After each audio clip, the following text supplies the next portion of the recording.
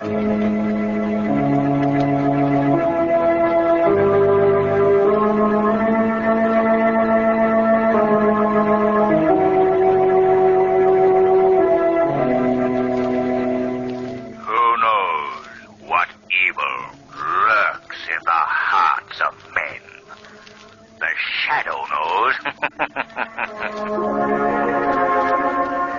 thrilling adventures of the Shadow are on the air. These dramatizations are designed to demonstrate forcibly to old and young alike that crime does not pay. The Shadow, mysterious character who aids the forces of law and order, is in reality Lamont Cranston, wealthy young man about town. As the Shadow, Cranston is gifted with hypnotic power to cloud men's minds so that they cannot see him. Cranston's friend and companion, the lovely Margot Lane, is the only person who knows to whom the voice of the invisible Shadow belongs. Today's drama, one of the Shadow's most thrilling adventures, Murder from the Grave.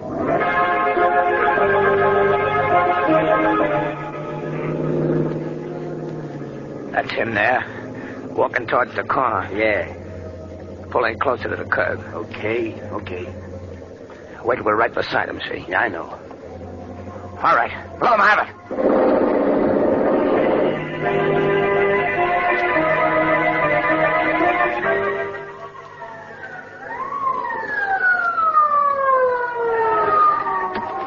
Right over here, Doc. All right. Well, here he is, what there is left of him. Yeah. They did a pretty complete job, officer. Yeah, he must have stopped every slug they threw at him. He's still breathing, though, and I don't know why. We better get him to the hospital at once. Here, give me a hand with him, will you? Okay, but it looks to me like a waste of time. Well, what's the story, Doc? DOA, officer. Dead on arrival. Yeah, I figured that. Well, better make out a report. You want to send him to the city morgue or hold him here at the hospital? I'll check headquarters and find out. Yes. Gangster, isn't he? Might say so. Do you recognize him at all? Now, how can I answer that? The guy ain't got hardly no face left, has he? Good evening, Dr. Henry. Oh, hello, Dr. Metzger. What brings you down here to the receiving room? Just keeping in touch with the activities of the hospital. Well, what have you there? Gang shooting, Doctor. He seems to be well perforated. Yes. Especially the face. It's been just about shot away. Yes. So I see. He died on the way to the hospital. So, mind if I have a look at him? No, Doctor. No, go ahead. I'm going to use your phone, Doc. I'll be right back. All right, officer. Dr. Henry. Yes? Did I understand you to say that you have pronounced this man dead? Why, yes, Doctor. I'm afraid you were mistaken. What? This man is still alive. Why, Dr. Metzger, I couldn't feel any pulse, no heartbeat. He is alive. Ring for the elevator at once. But, Doctor, I tell you... say, this man is to be brought to my laboratory. Hurry, Doctor. There's no time to lose.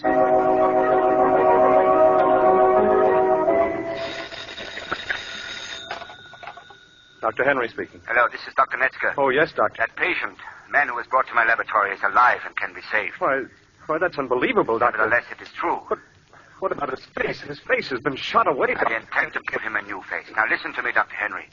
I want a general order given to all in the hospital that I am not to be disturbed for the next 6 weeks. Yes, sir. All of my meals and any surgical instruments or supplies that I might need are to be left outside of my door for that period. You understand? Yes, Dr. Metzger. If these orders are carried out, I can tell you now, Henry, that in 6 weeks' time, I will bring forth a man who is whole again.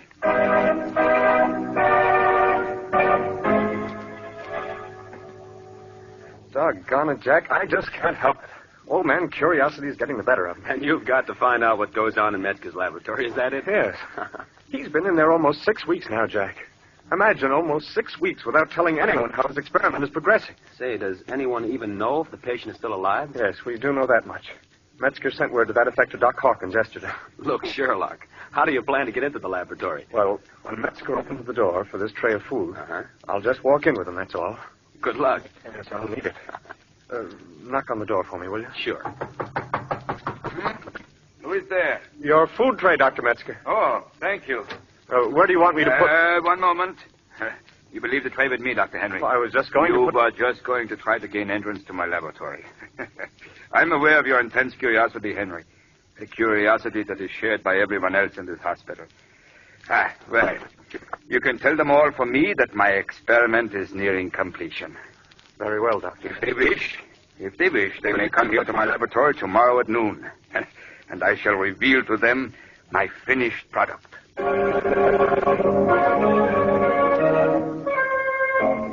don't know what we're waiting for. Dr. Metzger asked us all to be here at noon today.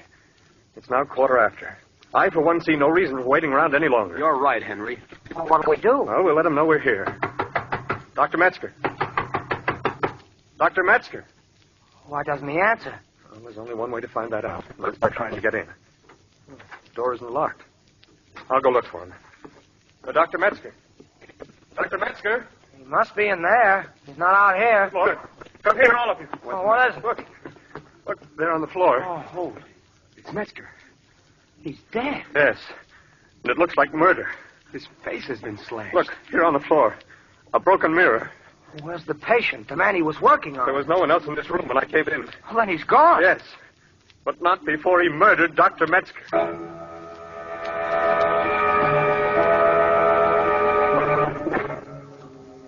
And since that time, Lamont, the police have learned nothing. Well, that's understandable, Dr. Hawkins. They really have nothing to work on. You have no idea what this Mr. X looks like, have you, Dr. Hawkins? No, we haven't, Margot. Dr. Metzger did a plastic job on his face, changed it completely. That's all we know. Well, it's been 24 hours since the killing. The man has had ample time to get away and cover up his tracks. Yes. I don't see how Lamont can do any more than the police have done, Doctor. Well, I didn't ask Lamont to come here for that purpose, Margot. Oh, no? No, I discovered something in Dr. Metzger's laboratory that I hadn't even told the police about. Well, why not? Because it's something too fantastic for them to believe. Oh, what is it, Doctor? Metzger's personal notebook, in which he recorded the progress of his experiment. I have it right here. Well, what does this notebook contain? Well, the first entry was written the night the patient arrived in the hospital. Dr. Metzger wrote in the notebook at that time. Tonight, I have at last been given the opportunity that I have been so patiently waiting for. The perfect subject for my experiment is at this very moment lying on a table before me. I have given him the first injection of the solution. The reaction was most successful. Now the real work begins. What does all that mean, Dr. Hawkins? You'll learn later, Lamont. Just as I learned as I read further into the notes. The next entry of any importance came a week later. At that time, the doctor wrote, "Everything is progressing satisfactorily. Today, the patient has sufficient strength for me to begin the plastic work. I have found that best results can be obtained by giving injections of the solution every 24 hours. This is most important. Any period of time beyond this is dangerous." Well, what is the solution that he keeps talking about? I'm coming to that, Margot. I'll skip over the entries that follow. They deal mainly with a growing conflict between the patient and Metzger. A note of regret creeps into his writing. You sense that he's almost sorry for the work that he's done. Eventually, this conflict claims to open hatred. And in the last entry, written the night before he died, Dr. Metzger wrote, "May heaven have mercy on me for ever conceiving this work that I have done. The patient has now reverted to the vicious being that he has always been. Instead of having gratitude for what I have done, he shows only resentment. Tomorrow morning, I shall remove the bandages that cover his face. He has threatened me that if he is not pleased with my work, dire consequences will result. This, then, is the fruit of my labor. This is the price I pay for my great discovery. My discovery of a solution that literally brought a dead man back to life again. A solution with which..." So that's it. That was the secret solution. Yes. But that's unbelievable, Dr. Hawkins. A solution that brings the dead back to life? Metzger was a great scientist. Nothing was impossible to him. Well, where is the solution now? I couldn't find it. I've searched everywhere in the laboratory. Then it's evident that the patient, knowing about it, took it with him. I'm afraid so. Well, I'd say you had good cause for alarm, Doctor. This killer who is now at large is a man returned from the dead. A man without a soul. Yes, that's true. But tell me, Lamont, have you gotten any clues from what you've just learned? Only one. The broken mirror that was found near the doctor's body. Obviously, this mirror must have been shattered by the missing man. Why do you say that? He must have broken it in rage. when he first saw his new face. Metzger must have made him sufficiently horrible to bring on this range. So we have only one clue to work on. A man with an incredibly ugly face. Dr. Hawkins! Dr. Hawkins! What is it? What is it? Come in. Dr. Hawkins, something terrible has happened. What's wrong? In the morgue. The hospital morgue, just a few minutes ago. What happened? A man with a gun came in. Forced me to take one of the bodies. A dead body out to a car. What? I had to obey. Why didn't you call out for help? I was about to until I saw his face. His face, Dr. Hawkins. It was the most frightening thing I've ever seen. It wasn't human. Doctor, I'd say our killer has made his first move. And I fear that it won't be his last.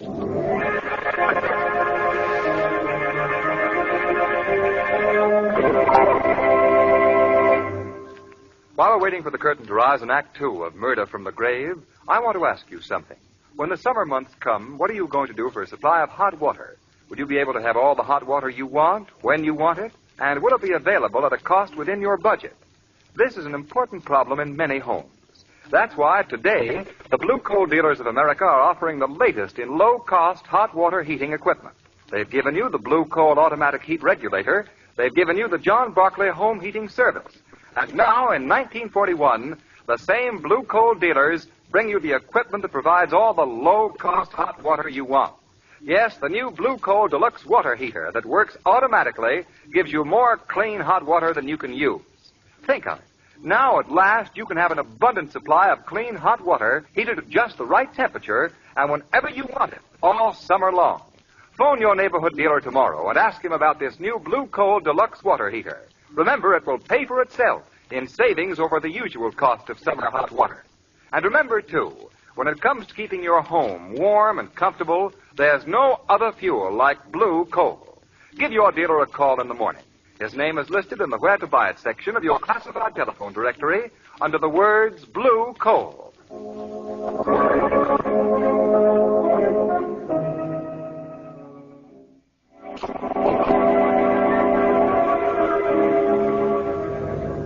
All right. Put the stick in the car. Yes, sir. We're getting to be regular customers, ain't we? Why do you do this? Why do you want these bodies? You'll find out. Everybody will find out very soon. This ain't our last visit to you, Mr. Morkeeper. You'll be seeing us again. No, you'll get me into trouble. Shut up. All right, Eddie, step on the gas. Let's get out of here. Extra, another gangster's body kidnapped from the morgue here.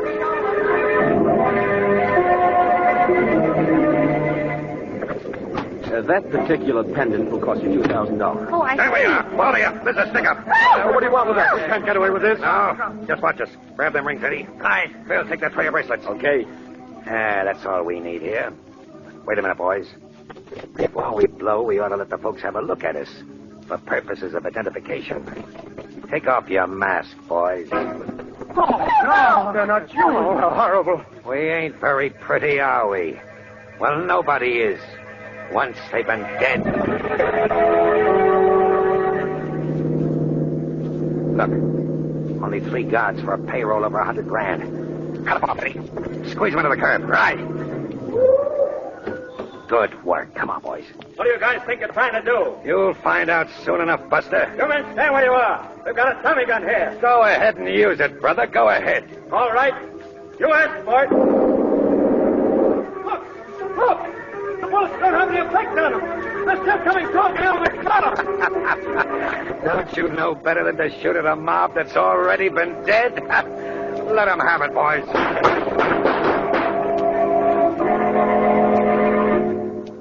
Margot, the entire city has been terrorized by this mob of, well, ghouls. That's all you can call them.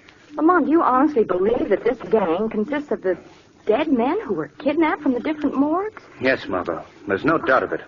They've been sustained by Dr. Metzger's life-giving solution. Oh, how horrible. And so far, no one has been able to learn just where this gang is hiding out. Well, what can be done, Lamont? Well, one of the mob was captured by the police this afternoon. They've got him in the city jail. Did he reveal anything? No, he refused to talk. That is, to the police. But I have an idea that I might be able to get something from him. I think I know what you mean, Lamont. I think you do. I'm paying a little visit to his cell. There's the shadow.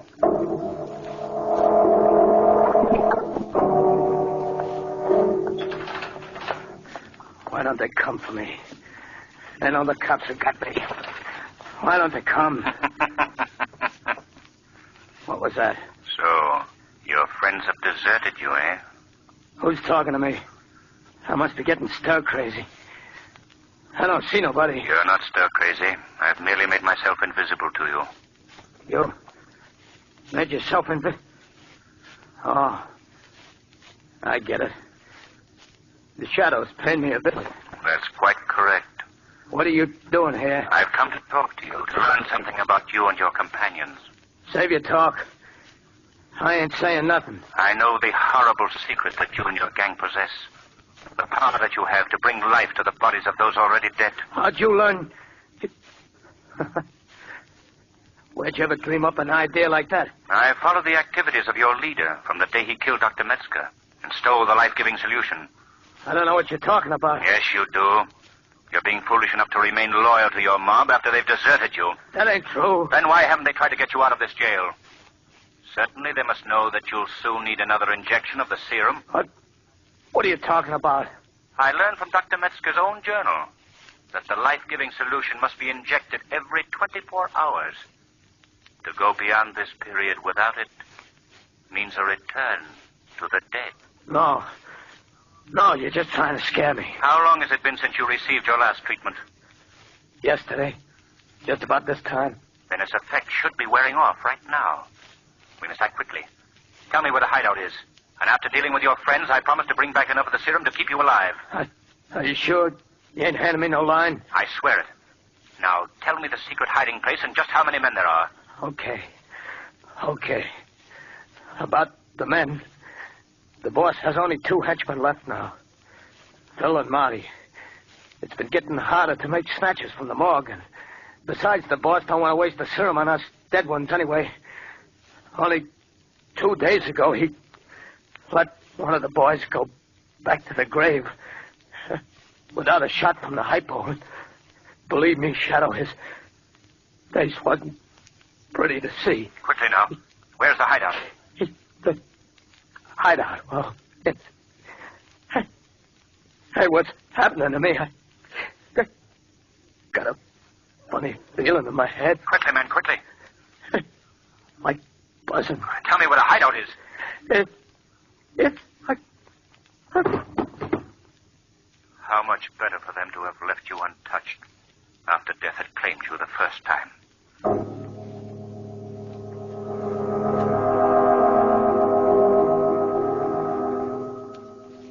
Well, Margot, we're certain of one thing. What's that, Lamont? That our Mr. X, having built up his mob from the remains of notorious gangsters, is now finding it difficult to get bodies of gangsters who, before they died, knew their trade. Correct. Also, he's obviously running low on Dr. Metzger's solution. He's letting his lesser helpers die without giving them injections. Correct again. Well, then, here's my plan. I'm going to ask Commissioner Weston to plant a story in all the newspapers that a notorious out-of-town gang leader, Dutch Carson, has just been killed by the police. Who's Dutch Carson, Lamont? A Middle Western mobster who dropped out of sight about a year ago. Well, why are you doing all this? To attract the attention of Mr. X. Then I shall arrange with the commissioner to be taken to the city morgue and be placed on a slab as the body of the dead Dutch Carson. And unless I'm badly mistaken, Margot, within 24 hours, the 3 missing ghouls will be back in their graves, and this time for good.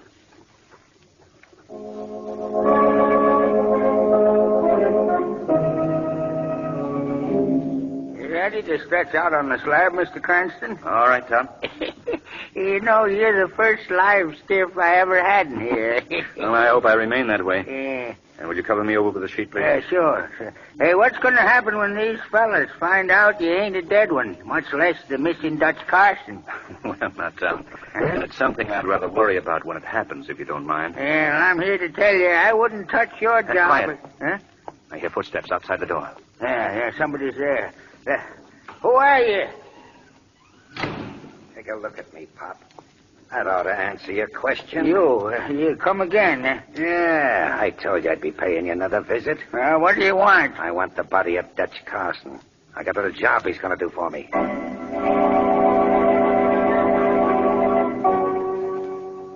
Phil. Huh? Mix up a shot of the solution. Hey, it ain't time yet, boss. We don't need none for another hour. It ain't for us, stupid. It's for a new guy I just snatched out of the morgue. I got him in the next room. Yeah, but we're running low on this stuff. Mix it up, I said. We can use this guy. He's valuable. Huh? Who is he? Dutch Carson. Oh, yeah. I don't know him, but I heard of him. He's, Well, I don't know him either. But he was supposed to be one of the smarter boys in the Middle West until he disappeared about a year ago. What happened to him? I don't know, but what's important now is that we've got his body in the next room. Hey, what's that? What's going on out there? Come on, get inside, you. Hey, why'd you bring that dame in here, Marty? Well, I caught her snooping around outside trying to look in a window. Maybe she was trying to cop a quick look at a couple of dead men, eh, boss? Interesting. What's the idea, girlie? Well, it was just Oh, your face. Find something wrong with it? You're the one. You're the one that killed Dr. Metzger. Also interesting. Where'd you get your information? Let me out of here. Not a chance. Now sit down like a lady like this. You can't push me around like that. Oh, well, I'm giving you a pretty good imitation, ain't I? Now, what were you doing outside? Who sent you here? Oh, you're so clever. Why don't you find out? Who sent you here? Answer me. Oh, stop it. You're hurting my... Oh, Lamont. And that won't do you no good, sister. Lamont. Where is he? What have you done with him? I asked you a question. Wait a minute. Done with who? Who are you talking about? You brought him here. What have you done with him? Hey, she must mean the stiff inside. Now, what is this? Who'd you bring here, boss? The body of Dutch Carson. Why? Dutch Carson? Yeah, I snatched him from the morgue. You heard of him, Marty? Heard of him? Are you kidding? A year ago, I buried Dutch Carson a load of concrete at the bottom of a river. I see. Hey, then who did you bring here, boss? I don't know. Hold on to this dame. Yeah. I'm soon going to find out. He's gone. The body's gone. It's a trap. The cops are behind this. Yeah, one thing is sure. The guy is still in the house. Marty, go out and look around the grounds. Okay, boss. And now, if you don't mind... But I do mind. You're staying right here. No, keep away from me. Give me that knife, Phil. No. Gladly, boss. Here you are. What are you going to do? I'm going to carve that pretty face of yours to ribbons. No, don't. No, don't. Keep away. Get ready, sister. Who laughed? Not quite so fast, Mr. X. Hey, what's happening? You're not touching that girl. Hey, who done that? Who knocked that knife out of my hand? I did, Mr. X. Who's speaking? Where's that voice coming from? It's coming from the shadow. The shadow, eh? Well, now, Shadow, this is one time you've stubbed your toe. Because even you can't do anything to dead men. You're wrong, Mr. X, because I know that you need an injection of Dr. Metzger's solution every 24 hours in order to continue living. Yeah, and we aim to continue getting it. I wouldn't be too sure of that. What do you mean by that, boss? I mean that I now possess the solution. You see? Look, the bottle hanging there in midair. He's got the solution. Give me that bottle, Shadow. Oh, no. This is my hold on you, gentlemen. And I shall keep it until your allotted time expires. I shall watch you return to the dead again. Get her away from him, boss, quick. I'll get it all right. We may not be able to see you, Shadow, but we can see the bottle. Boss, put that gun away. That ain't the way to do it. Oh, now you've done it. You hit the wrong target, Mr. X. Oh, you broke it, boss. You broke the bottle. It spilled all over the floor. I didn't mean to hit the bottle. I wanted to plug him. The cops. You'd better give up, Mr. X. No, we ain't giving up. We still got another hour to live, Shadow. And a lot can be done in that time. We're going to rip this town wide open just for luck. Wait. You're staying here. Yeah, try and stop us. Margot, they've got an hour to spread the greatest terror this city has ever seen. I've got to stop them.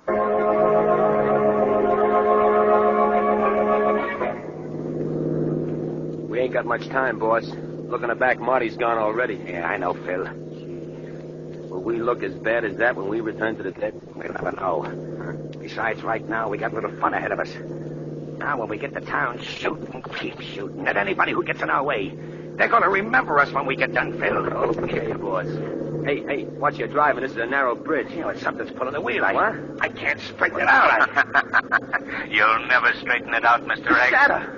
How did he get here? I've been with you since you left your hideout, gentlemen. Hey, let go of the wheel, Shadow. So that you can carry on your campaign of ruthless killing? Oh, no. Hey, he's trying to steer us into the river. Where is he? He must be on the running board. Hey, let go, Shadow. Don't be a fool, Shadow. If we drown, you'll drown too. That's not as important as the lives of the innocent people you're planning to kill. Phil, I can't hold the wheel much longer. Stop the car! Stop the car! Too late. It's too late.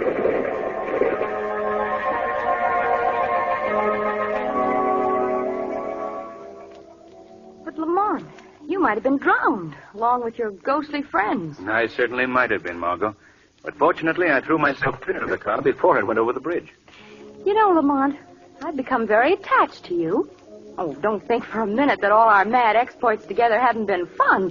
But I wish that for a while at least we could have a calm, peaceful existence. And we shall have, Margot. We shall have. Mm-hmm. Well, nonetheless, I'm sure you'll forgive me if I hang on to my hat when we start out again next week.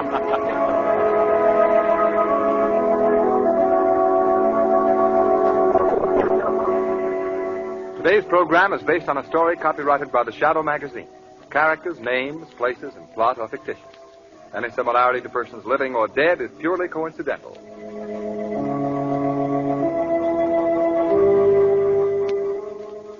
And now, fresh from the records of the New York General Sessions Court, we bring you conclusive proof that crime does not pay. New York City, December 13th, 1940. Stephen Fleming passes bad check in business deal. Crime, grand larceny in the second degree. New York City, April 1st, 1941. Stephen Fleming sentenced to serve 15 years to life in state's prison. The weed of crime bears bitter fruit. Crime does not pay. The shadow knows.